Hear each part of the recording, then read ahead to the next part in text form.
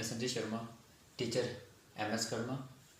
तो आज जो हमने टॉपिक लिया है वो है अर्थ इंटीरियर स्ट्रक्चर। ये class 7th subject geography lesson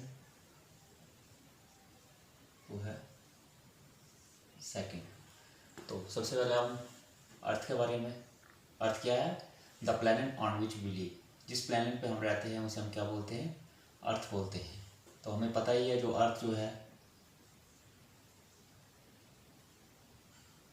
71% जो है वो वाटर से कवर है और 29 जो एरिया है उसमें क्या है?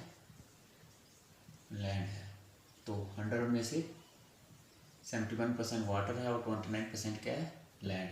तो अर्थ जो है एक ऐसा एक यूनिक प्लैनेट है जहाँ पर जो है वो लाइफ जो है वो पॉसिबल है। क्यों पॉसिबल है?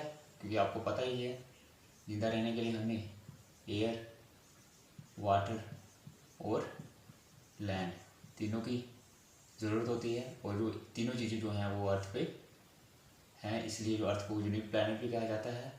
तो आपको पता ही है 71% वाटर है अर्थ पे और 29% क्या है? लैंड है। और 71% वाटर होने के कारण इसे जो है ब्लू प्लैनेट भी बोला जाता है। ब्लू प्लैनेट भी बोला जाता है अर्थ को। तो ये था थोड़ा सा हमारा अर्थ के बारे में। तो आज जो हम टॉपिक जो है डिस्कस करने जा रहे हैं वो हमारा अर्थ इंटीरियर स्ट्रक्चर। तो सबसे पहले ये हमारे आ गई अर्थ। तो अर्थ को जो है स्ट्रक्चर को 3 पार्ट्स में इसको क्लासिफाई किया है। पहला हमारा आ गया क्रस्ट, दूसरा हमारा आ गया मेंटल, थर्ड हमारा आ गया कोर। तो ये हमारी अर्थ आ गई, बाहर वाला जो हिस्सा है। तो इसे हम बोलेंगे क्रस्ट।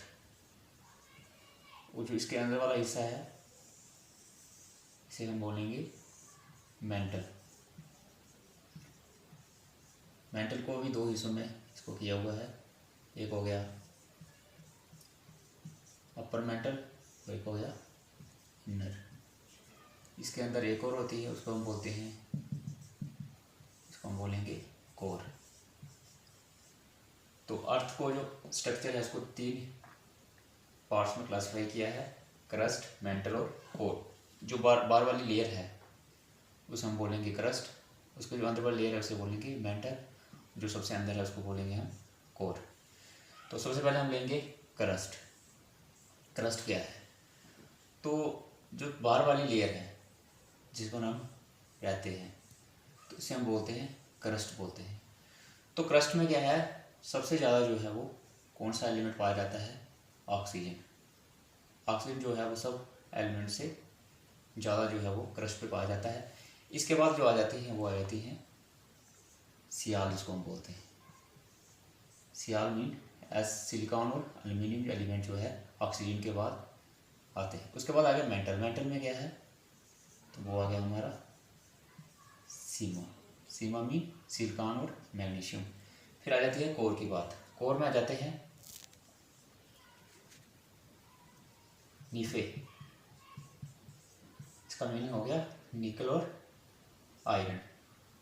तो ये बहुत इंपॉर्टेंट क्वेश्चन है, पेपर में भी पूछा जाता है कि जो क्रस्ट जो है वो किन एलिमेंट से बनी हुई है।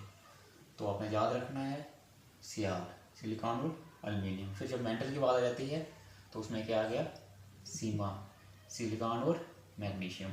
जब कोर की बात आ जाती है वो आ जाती है नीफे। तो अब जो हमारा जो है पहला जो हमारा था क्रस्ट। अब जो क्रस्ट जो हमारा है वो क्या होता है? वो सॉलिड होता है, सख्त होती है। उसकी जो लेयर होती है बाहर वाली वो क्या है? सॉलिड है। अब जो मेंटल होता है हमारा अंदर वाला जो है वो क्या है? वो है सेमी लिक्विड। सेमी लिक्विड है। सेमी लिक्विड मीन जैसे जेली वगैरह आप खाते हो, शैम्पू हो गया, हनी हो गया, तो उस तरह का होता है। अब जो नीचे वाला है ये भी क्या है? ये भी लिक्विड की फॉर्म में होता है अब क्या होता है कि जैसे हम नीचे जाएंगे, अर्थ के अंदर जाएंगे, तो ये नोट रखना है कि 30 किलोमीटर हम जब नीचे की तरफ जाते हैं तो 1 डिग्री सेल्सियस जो है वो टेम्परेचर जो है हमारा बढ़ता है। तो जैसे हम नीचे नीचे जाएंगे इसका जो टेम्परेचर होगा वो भी क्या होगा, बढ़ता जाएगा। तो ये हमारा आ गई थी अर्थ का स्ट्रक्चर। तो अर्थ के स्ट्रक्चर में क्या आ गया, क्रस्ट, मेंटल और कोर। अब जो हमारा था क्रस्ट, क्रस्ट क्या है, हमारी आउटर लेयर है, आउटर लेयर है। तो ये किस चीज से बनी हुई है, याद रखना है, सियाल। सियाल का मीन हो गया सिलिकॉन और एल्युमिनियम से, एल्युमिनियम। तो इसकी डेप्थ कितनी है नीचे देखकर, इसकी डेप्थ है 4 से लेके 40 किलोमीटर तक इसकी क्या है, डेप्थ है। वो आ गया क्रस्ट। अब उसके बाद आ गया हमारा मेंटल। मेंटल जो है वो आपको पता ही है, इनर लेयर है क्रस्ट के बाद। इसके बाद ये किससे बना हुआ है, सीमा। तो इसका मीनिंग हो गया SI हो गया सिलिकॉन और Ma हो गया मैग्नीशियम। तो ये आ गया हमारा मेंटल। इसकी डेप्थ जो है वो है 2900 किलोमीटर। नीचे जाएंगे अर्थ के तो वहाँ जाओ 29 किलोमीटर। अब जो हमारा कोर है ये क्या है, नेक्स्ट टू मेंटल। मेंटल के बाद जो उसके अंदर वाली लेयर आ जाएगी वो आ जाएगी कोर। ये भी मैंने आपको बताया, ये है किससे बना हुआ है, निफे। निफे का मीनिंग क्या है, 2 वर्ड से बना हुआ है। N से Ni हो गया निकल एलिमेंट और Fi हो गया फेरस। इसको आप आयरन भी बोल सकते हैं, आयरन भी बोल सकते हैं। ये आ गया क्रस्ट, मेंटल और कोर। ये था इंटीरियर स्ट्रक्चर ऑफ अर्थ। अब क्या होता है कि नीचे चले जाएंगे हम तो यहाँ जो है वो टेम्परेचर क्या है, बहुत ज़्यादा होता है। अब क्या होता है कि जब कभी भी क्या होता है, जब अंदर इसके टेम्परेचर और प्रेशर ज़्यादा होने से क्या होता है कि ये जो एलिमेंट है ये मोल्टन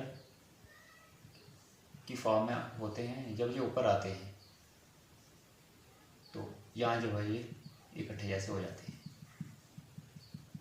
जब ये इकट्ठे होते हैं तो इसे हम क्या बोलते हैं, इसे हम बोलते हैं मैग्मा। जब हम बोलते हैं ज्वालामुखी जो है वो फटते हैं तो क्या होता है, क्या निकलता है, एलिमेंट होते हैं जो मोल्टन की शेप में होते हैं, फॉर्म में होते हैं, तो उसे हम बोलते हैं मैग्मा बोलते हैं। ठीक है, वो हम नेक्स्ट टॉपिक में पढ़ेंगे कि हमारा जो है रॉक स्ट्रक्चर कैसे बनता है। तो आज इतना सही रखेंगे शॉर्ट में कि अर्थ का जो इंटीरियर स्ट्रक्चर है वो कौन कौन से आगे उसको क्लासीफाइड किया है 3 पार्ट्स में, क्रस्ट, मेंटल और कोर। तो क्रस्ट जो है वो क्या है, आउटर लेयर है, किस किस की बनी हुई है, सिलिकॉन और एल्युमिनियम की बनी हुई है।